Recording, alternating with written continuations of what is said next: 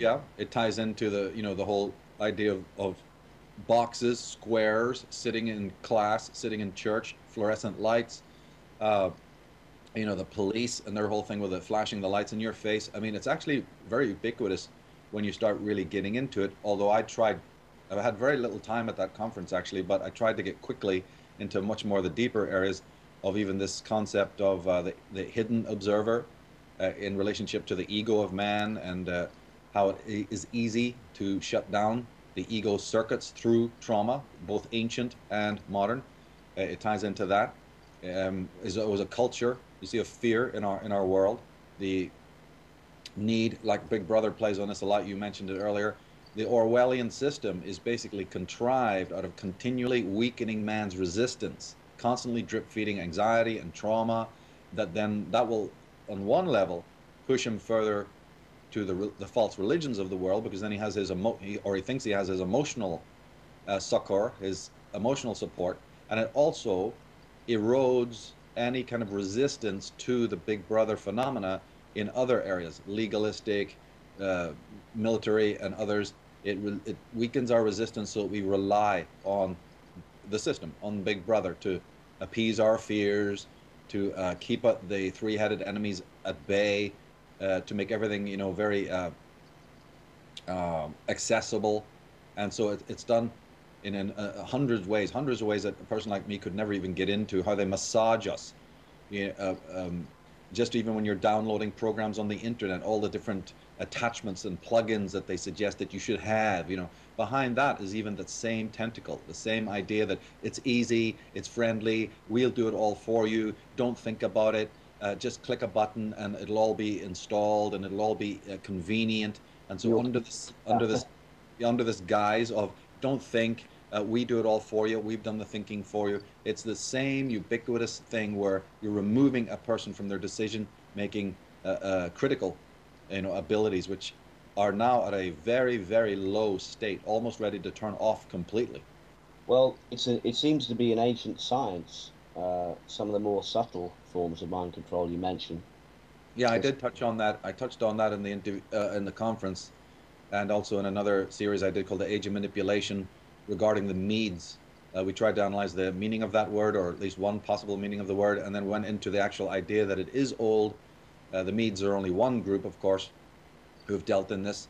But even if you scroll forward up into, say, post-industrial times, or even starting from the Elizabethan era, but certainly going a little bit further in history, when you even have organizations such as the Tavistock Institute of Human Relations, you see, and all of these various other think tanks and groups, not only Pavlov and the various Russian institutes that worked on these other capabilities that men and women have, looking at the fact that there are, as I said in the conference, 37 sensory inputs to the brain, not five.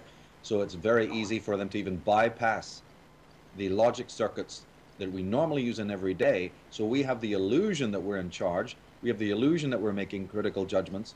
And we have the illusion that we're making sense of the world, when in fact the real hand of control, the real persuasion, is going on a far deeper level. And then I dipped into philosophy also to show you that the Hegels and the Hegelians, let's say, had mused on the idea that if they can pull us outward, if they can make our life hyper extrovert, uh, to immerse us in all the domestic minutiae and just all the activity of the world, then that will also abstract a man. It will distance him from his core self. So that is also another ancient movement that's been going on, to try and make man so preoccupied with the world and what's happening on the theater of the world, that he's actually distancing himself from what psychologically is called the unconscious, but ultimately is called the self, and what religious people call the soul. So he's getting further and further away from his soul. And this is the whole idea of the people's champion, be he in politics or religion, that guy on the stage. He's the God, he's the speaker for the truth, he's the leader, the Pied Piper. Again, it's all this reliance on that type of figure.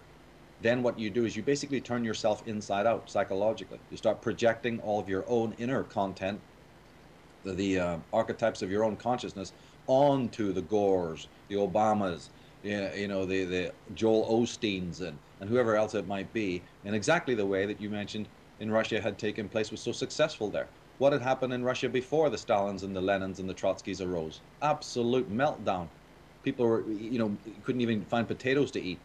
And if you study this, you'll find out that this always happened before uh, a large totalitarian takeover happened. Certainly in Germany, Yeah, I've had Germans from tell me this. I've had people who told me that in 1934, 1932, before Hitler rose to power, you'd have a crust of bread on the table, and the whole family would sit round and just be looking at this one crust of bread, trying to wonder how they're going to eat it, how they're going to share it amongst one another. I mean, I've had that verbatim, and it's the same story again in England as well. So this kind of a social discohesion is what then lends itself to the rising, say, of the black shirts in England with Oswald Mosley and what have you. It's always the same story across the world. Cause unbelievable meltdown and trauma, and we're seeing that today, and then bring in the dictator, be he a benevolent dictator or a more malign, vicious dictator. It's either way. well, as we say, it's an ancient science and well understood by the elite for probably 4,000 or more years. Um, but they're into the occult. We know that. But it's important that from the start here that we understand the actual word occult is a very, very old word. I mean, when people think of the occult today, they have in mind SS Heinrich Himmler in World War II with his round table, or politicians sort of strutting around in pink garb and praising Moloch. And but it's actually there's an actual different definition for this actual word, isn't there? Can you explain a bit more about that? Yeah, well, it only means hidden, and Hidden. ultimately hidden, yeah, that which is not obvious. And ultimately, it means the kind of knowledge that demands us to change our settings. The way I've always defined it, and I did this in a small introduction I did at a talk in Bath, I just tried to emphasize to people that occult simply means or defines information or studies that ultimately pertain to selfhood, ultimately pertain to the restoration of the self and the closing of that gap in the opposite direction. Instead of being preoccupied and glued into the world of the lie, it is a reemergence and a wedding in many senses of the word, a reconnection of a man's ego with his selfhood. That's what it is when you deal in knowledge that is always the prime datum or the nucleus of it or the main motive of it is to return to a sense of selfhood. Of course, that's not one size fits all. That's going to be different for each person. And it's a marvelous journey when you begin on it because, in fact, it is very much of your own nature. You find that you're basically discovering who you are and what your purpose is on this planet. Those were my opening words in the beginning of the Architects of Control DVD. The age-old question, who am I? Why am I here? Where am I going? And that is not a question that appeals to groups. It has nothing to do with groups. It has to do with individuals. And the occult tradition is basically really, when you boil it down, is only that. It doesn't mean that you stop being religious. It doesn't stop operating in the world. It doesn't mean that you run into a cave or hide under a mushroom. It doesn't mean that you stop, marrying and having kids and doing the worldly things. But what it means is that when you're doing all of those things, and when you're a professional person and all the rest of it, it means that you are now on a different adventure. You're approaching it differently. Because even realities like good and evil can never be changed by man. You can never unhardwire that. That's built into the universe. These realities were here before we were here, and they'll be after we're gone. Good and evil will be still in the world. But all you can do, and it's actually very powerful, is that you can change your attitude towards those realities. You can realize that your attitude of how you live is very, very important. Now, this principle, some of these occult principles that I'm talking about, have been co-opted, not only by the New Age movement, but also now by the religions, because the religions, especially American evangelism, has basically just become a New Age science. They've co-opted all the lingo and all of the coaching styles and techniques and verbiage and Yeah.